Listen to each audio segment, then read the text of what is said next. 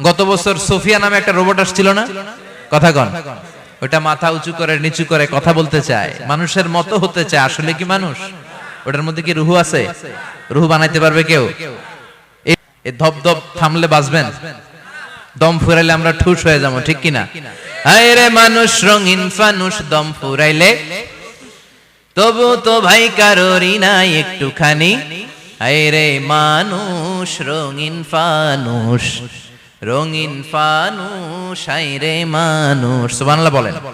সে আল্লাহ বললেন, গোলাম, জীবন আর মরণের মাঝখানে আমি তৈরি করেছি রুহু। পৃথিবীর বিজ্ঞানীরা সব বানাতে পারে, কম্পিউটার বানাতে পারে, প্লেন বানাতে পারে, হেলিকপ্টার বানাতে পারে, রকেট বানাতে পারে, কিন্তু গোটা বিশ্বের সব বিজ্ঞানীরা মিলে কি রুহু বানাতে পারে নাকি? কথা বলেন। রুহু নিয়ে যে কত গবেষণা, মুমূর্ষ রোগীদের উপর গবেষণা চালিয়েছে অনেক। বুলেট প্রুফ গ্লাসের ভিতরে মুমূর্ষ রোগীকে রেখে রেখে তারা চেক করতে চেয়েছে আমেরিকান বিজ্ঞানীরা যে রুহু কোন দিক দিয়ে বের হয়। তারা ওজন করে দেখে, মানুষ মরে গেলে কোন লাশের ওজন বেড়ে যায়, কোন লাশের ওজন কমে যায়। যেটাতে কমে গেছে 2-1 কেজি কমে যায়, তার অবাক। কি আগে ছিল 80 কেজি, এখন হইছে 78 কেজি, তার মানে 2 কেজি না, এটাই রুহু। এটাই কি? এটা হচ্ছে গবেষণার ধাপ। অনেকগুলো মডিউল তারা আনে, অনেক মুমূর্ষ রোগীকে গ্লাস ফিটিং করা, ইন্টেনসিভ কেয়ারে রেখে তারা অবজার্ভ করে, আর অক্সিজেন মাস্ক খুলে দিয়ে তারা দেখে যে লোকটা ছটফট করে কিভাবে মরে। মরার আগে ওজন মাপ ছিল 80 কেজি, মরে গেছে পরে আবার ওজন দিয়ে দেখে 78 কেজি। কমছে কয় কেজি? বিজ্ঞানে কয় পাইছি। সবাই কয় কি পাইছো? কয় রুহু। কয় কই পাইলেন? কয় আগে 80 এখন 78, 2 কেজি। রুহুর ওজন কয় কেজি? তো বিজ্ঞানীদের সিস্টেম হচ্ছে, যে কোনো একটা বিষয়ের উপর গবেষণা চালালে তারা পূর্ণাঙ্গ ডিসিশনে পৌঁছতে পারে না। They couldn't jump to the final conclusion just on one module, based on one module. They cannot do it. তাদের অনেকগুলো মডিউল আনতে হয়। তারা আবার নমুনা আনলো আরেকটা। মুমূর্ষ রোগী, অক্সিজেন চেম্বার লাগানো, মাস্ক লাগানো, এটা খুলে ফেললে মরে যাবে। বুলেট প্রুফ করা গ্লাসের ভিতরে ঢুকিয়ে এটার ওজন মাপ, এটার ওজন 60 কেজি। এবার মাস্ক খোল, মাস্ক খুলছে, ছটফট ছটফট করে এটা শেষ। এবার মাপ দেখ, এবার মাইপা দেখা গেছে 63 কেজি। কয় কেজি বাড়ছে? এক একটার এক এক সিস্টেম হয়েছে, কোনোটা কমে, কোনোটা বাড়ে, কোনোটা কিচ্ছু হয় না। সবাই কয় তাইলে আপনি রুহু পাইলেন কই? আগেরটা কম ছিল, মনে করছিলেন 2 কেজি কমছে, ওইটাই রুহু, এখন 3 কেজি বাইরে গেছে, মিলাইবেন কি দিয়া? কথা কন। আল্লাহ ডেকে বলে, গোলাম, কিয়ামত পর্যন্ত একটার পর একটা মুমূর্ষ রোগীকে বুলেট প্রুফ গ্লাসের ভেতরে ঢুকাতে পারবি, গবেষণা করতে পারবি, মাগার রুহু খুঁজে পাবি না। চিল্লায় বলেন ঠিক কি না? কারণ এই রুহুর মালিক কে? সে আল্লাহ বললেন, আল্লাযী খালাকাল মাউতা ওয়াল হায়াতা লিয়াবলুয়াকুম আইয়ুকুম আহসানু আমালা। জীবন আর মৃত্যু বানালাম তোমাদেরকে পরীক্ষা করার জন্য। পরীক্ষা আছে না নাই? গোটা দুনিয়াটাই পরীক্ষা। আল্লাহ যারে পছন্দ করে বেশি তার পরীক্ষাও।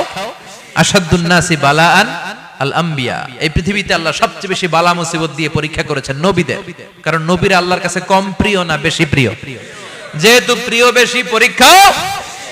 এজন্য মুমিনের উপর যদি পরীক্ষা আসে, মুমিনের উপর যদি অত্যাচার আসে, মুমিনের উপর যদি ধৈর্যের পরীক্ষা আসে, জেল জরিমানা আসে, মুমিন ওইটারে ভয় পায় না। মুমিন ভয় পায় একজনকে। চিল্লায় বলেন তিনি কে? কারণ আল্লাহর ঘোষণা, ওয়ালা তাহিনু ওয়ালা তাহজানু। ঘোষণাটা কার? ভয় নাই, তোদের চিন্তা নাই। আনতুমুল আ'লাউনা ইন কুনতুম মুমিনিন। তোমরাই বিজয়ী হবা যদি মুমিন হও, যদি মুমিন হও। এজন্য ধৈর্যের পরীক্ষা দিতে হবে, আল্লাহর উপর তাওয়াক্কুল করতে হবে, অত্যাচার আর জুলুম আল্লাহর নামে সহ্য করে যেতে হবে। চিল্লায় বলেন ঠিক কি না? কারণ মুসলিমের সাথে আল্লাহ থাকে। মুসলিমের বদদুয়াকে বিশ্বনবী ভয় করতে বলেছেন, কারণ মুসলিমের বদদুয়ার মাঝে আর আল্লাহর মাঝে পর্দা থাকে। যারা দুনিয়ার বুকে জুলুম করে তাদেরকে ক্ষমতার মসনদ থেকে নামিয়ে দেয় কে? আর যারা মজলুম হয়, যাদের রক্ত দিয়ে জমিন ভেজে, তাদেরকে জমিনের ক্ষমতা দিয়ে দেয় কে? আর যারা রক্ত ঝরায়, ইতিহাস বলে তারা শেষ পর্যন্ত প্রাণ আর জান নিয়ে পালাবার জায়গাটা পায় না। চিল্লায় বলেন ঠিক কি না? এজন্য মুমিন খুব ভালো করে জানে, রাত্রি যত গভীর হয়, সুবহে সাদিকের সময় কাছে আসতে থাকে। গর্ভবতী নারীর পেটের জ্বালা যন্ত্রণা, ব্যথার পেইন যত বাড়ে, নতুন মেহমান আগমনের সময় কাছে আসতে থাকে। তেমনি ইসলামের পক্ষের শক্তির উপর যদি অত্যাচার, অনাচার, স্টিম রোলার বেড়ে যায়, এটা প্রমাণ করে ইসলামের বিজয়ের সময় কাছে আসতে শুরু করেছে। চিল্লায় বলো ঠিক কিনা? এজন্য রাব্বুল আলামিন ডেকে বলেন, গোলাম লিয়াবলুয়াকুম আইয়ুকুম আহসানু আমালা, কে ভালো আমল করো, কে খারাপ আমল করো, এজন্য আমি জীবন মরণ তৈরি করেছি। চিল্লায় কোন ঠিক কিনা? এরপর আল্লাহ বললেন, ওয়ালাকাদ যায়্যানাস সামাআদ দুনিয়া বিমাসাবিহা ওয়া জাআলনাহা রুজুমান লিশ-শায়াতিন। সুবহানাল্লাহ বলেন। ওয়ালাকাদ যায়্যানাস সামাআদ দুনিয়া। মাইকম্যান কোথায়? সাউন্ডটা বাড়াও। এত দুর্বল কেন তোমার সাউন্ড? মনে হচ্ছে আমি মাইক ছাড়া কথা বলছি। সাউন্ডটাকে স্ট্রং করো। ওয়ালাকাদ যায়্যানাস সামাআদ দুনিয়া, I have beautified the closer sky with candles, with light and stars. আল্লাহ বললেন, আমি দুনিয়ার আকাশকে তারা দিয়ে সুশোভিত করেছি। আকাশে তারা আছে না নাই? এগুলো এমনি এমনি হয়েছে না? তৈরি করছে কে? বিশ্বাস হয়? কোনো সন্দেহ আছে? এখন তো লাইটিং ফাইটিং এর যুগে তারার যে কি সৌন্দর্য আমরা বুঝি না। আমরা যখন ছোটবেলা গ্রামে যেতাম, রাতের বেলা তারার মেলা, কি সুন্দর, একটার চেয়ে একটা সুন্দর। শুকতারা, ধ্রুব তারা, সপ্তর্ষি মণ্ডল, 7টা তারার একটা চেইন আছে, চেনেন এগুলো? কি সুন্দর তারা! এগুলো তৈরি করে রেখেছে কে? প্রথম আকাশের মহাশূন্যকে আল্লাহ এই তারকা দিয়ে বিউটিফাই করেছেন। ইটস এ ক্যান্ডেল, আল্লাহ সাজিয়ে রেখেছেন। আমরা খালি চোখে যেটা দেখি এটা কিন্তু আকাশ না, এটা প্রথম আকাশ নয়। প্রথম আকাশ যে কত দূরে আমেরিকার নাসার বিজ্ঞানীরাও জানে না। খালি চোখে আমরা যা দেখি এটা প্রথম আকাশের মহাশূন্য। এর অনেক অনেক অনেক উপরে প্রথম আকাশ। এরপরে দ্বিতীয় আকাশের মহাশূন্যের স্তর শুরু, এরপরে দ্বিতীয় আকাশ, তারপরে তৃতীয় আকাশের মহাশূন্যের স্তর শুরু, তারপরে তৃতীয় আকাশ। একটার চেয়ে আরেকটা বড়। প্রথম আকাশের চেয়ে দ্বিতীয় আকাশ কত বড় বলি, আপনার হাতের আংটিটা যদি সাহারা মরুভূমিতে আপনি ছড়ে ফেলে দেন, পুরো মরুভূমির তুলনায় আংটি যত ছোট, আল্লাহর দ্বিতীয় আসমানের তুলনায় আল্লাহর প্রথম আসমানটা ঠিক তত ছোট। একটার চেয়ে একটা বড়, একটার চেয়ে একটা বড়। সূর্য দেখে আমরা অবাক হয়ে যাই। 9,30,00,000 মাইল দূরে, এই পৃথিবীর চেয়ে 13 লক্ষ গুণ বড়। এটার সানশাইন, আলো আসতে পৃথিবীতে 8 মিনিট 18 সেকেন্ড লেগে যায়। আমরা মনে করছি সূর্যই বড়। আমরা বসে আছি মাইথার দিয়াতে, তাই না? এই জায়গাটার নাম কি? মাইথার দিয়া। কি খালি এতটুকু প্যান্ডেলের সমান? কত বড় মাইথার দিয়া! এই পুরো মাইথার দিয়া কোন থানায় পড়ছে? দাউদকান্দি। দাউদকান্দি হচ্ছে কুমিল্লার 16টা থানার একটা, ঠিক কিনা? 16 থানা মিলে কুমিল্লার একটা জেলা। এরকম কয়টা জেলা আছে? 64 জেলা। এই 64 জেলা মিলে আমাদের সুজলা সুফলা শস্য শ্যামলা ডিজিটাল বাংলাদেশ। কথা কন। আর বাংলাদেশ হচ্ছে পৃথিবীর সবচাইতে বড় দেশ। হ্যাঁ, 64 জেলা, এরপরে ছোট। যাদের অ্যাটলাস ম্যাপ নিয়ে যাদের ধারণা আছে তারা দেখবেন বাংলাদেশ এই শব্দটা লেখার জায়গাও আমরা পাই না। মানচিত্রে বাংলাদেশ শব্দটা লেখার জায়গা পায় না। বিআরএ উঠে যায় ইন্ডিয়ার উপর, আর ডিএসএইচ উঠে যায় আবার ইন্ডিয়ার উপর। মাঝখানের 2টা অক্ষর বাংলাদেশের উপরে পড়ে। চিল্লায় বলেন ঠিক কিনা?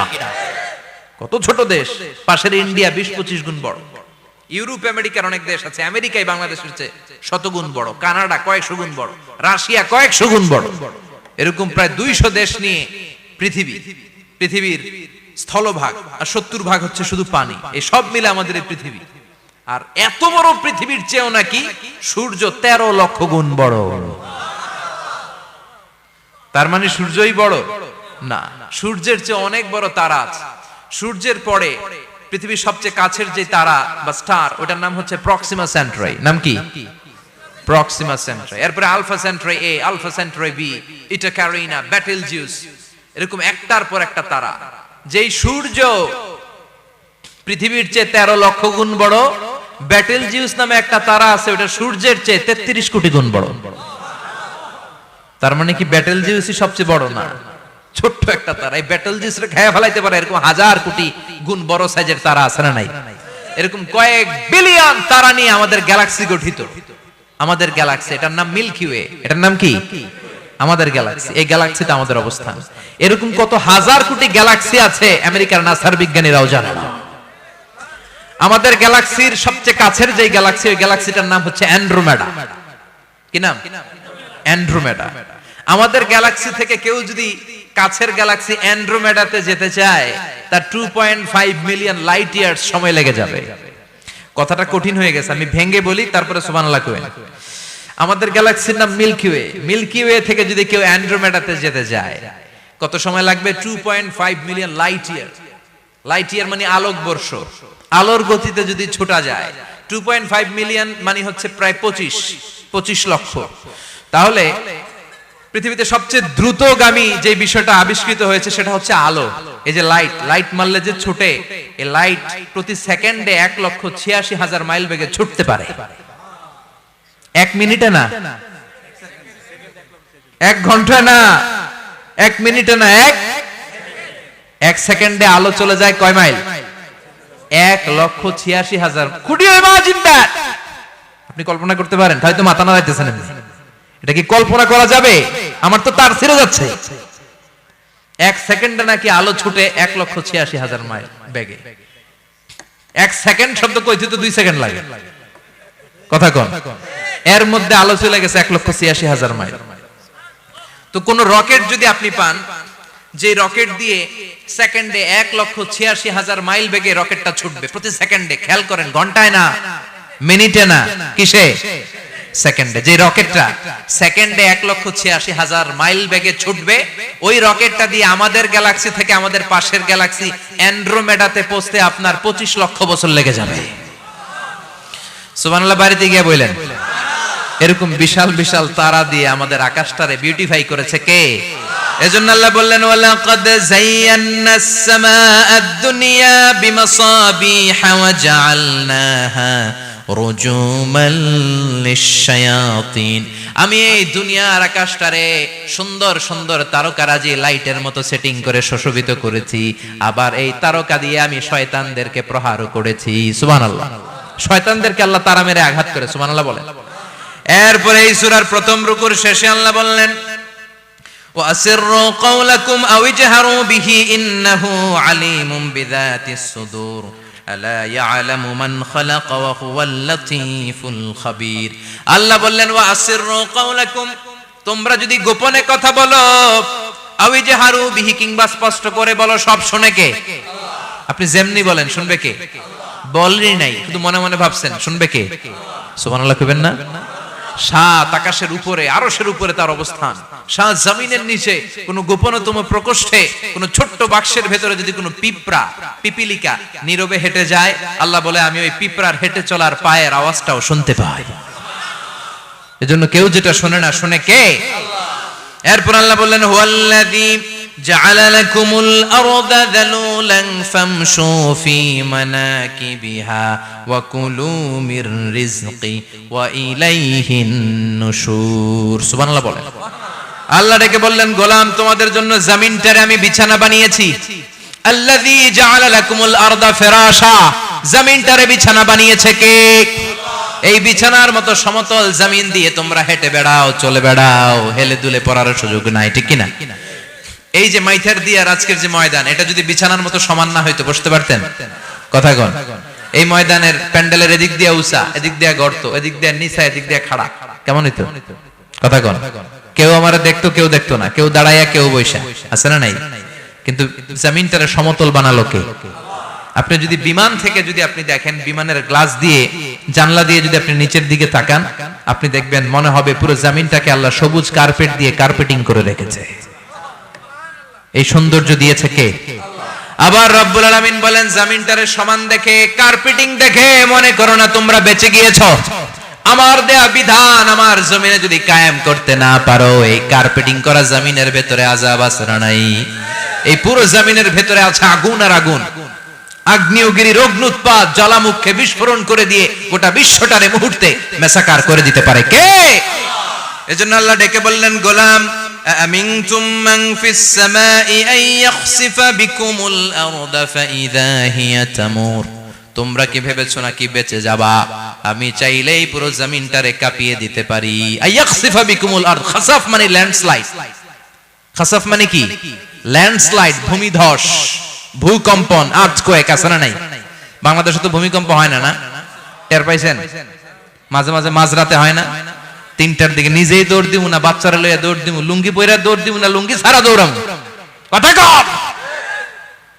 এই ভূমিকম্প আছে না নাই? আল্লাহ বলে মনে করো না জমিনটা সমতল, কার্পেটিং করে দিয়েছি, এই কার্পেটিং এর ভিতরেও আগুনের দলা আছে না নাই? আবার আল্লাহ বললেন আমিন তুমান ফিস সামাই ইউরসিলা আলাইকুম হাসিবা, নিচে যেমনি কার্পেটিং করা জমিনের ভেতরে অগ্নুৎপাত রেখে দিয়েছি, মাথার উপর থেকে আযাব দেওয়ার সুযোগ আছে না নাই? চাইলে আল্লাহ অগ্নি বৃষ্টি দিতে পারে, আগুন বৃষ্টি দিতে পারে, ঠান্ডার বজ্রপাত দিতে পারে। আপনারা লূত আলাইহিস সালামের কওমের নাম শুনেছেন? তারা হোমোসেক্সুয়ালিটি, সমকামিতা করত। ফলে আল্লাহ তাআলা বিশাল এক চিৎকার মেরে সাইয়েদনা জিবরাইলের মাধ্যমে পুরো জমিনটা শেষ করে দিলেন। ফাজআলনা আলিয়াহা সাফিলাহা ওয়া আমতারনা আলাইহিম হিজারাতাম মিন সিজিল। তাদের অপকর্মের কারণে জর্ডানের ওই এলাকাটাকে আল্লাহ বললেন জিবরাইল এলাকাটারে হাতে তুলে নে, আকাশের উপরে তুলে পুরো এলাকা সহ মানুষ সহ জমিনের মধ্যে গেড়ে দে। জমিনের নিচের মাটি উপরে নিয়ে গেল কে? উপরের মাটি নিচে নিয়ে গেল কে? পুরো জায়গাটা এখন ডেড সি হয়ে গেছে। কি সি? ডেড সি নাম শুনেন নাই বোধহয়? আজকে শুনে রাখেন, এটারে বলে মৃত সাগর। এটা গজবের জায়গা, ওখানে মানুষও ডুবে না। লবণের ডেনসিটি, সল্টের ডেনসিটি এত হাই, এই পানির মধ্যে এত গজব, এর মধ্যে কোনো মাছ জন্মায় না, চিংড়ি জন্মায় না, কাঁকড়া জন্মায় না, ব্যাঙ হয় না, শ্যাওলা হয় না, কিচ্ছু বাঁচে না। এটা গজবের জায়গা। চিল্লায় বলেন ঠিক কিনা?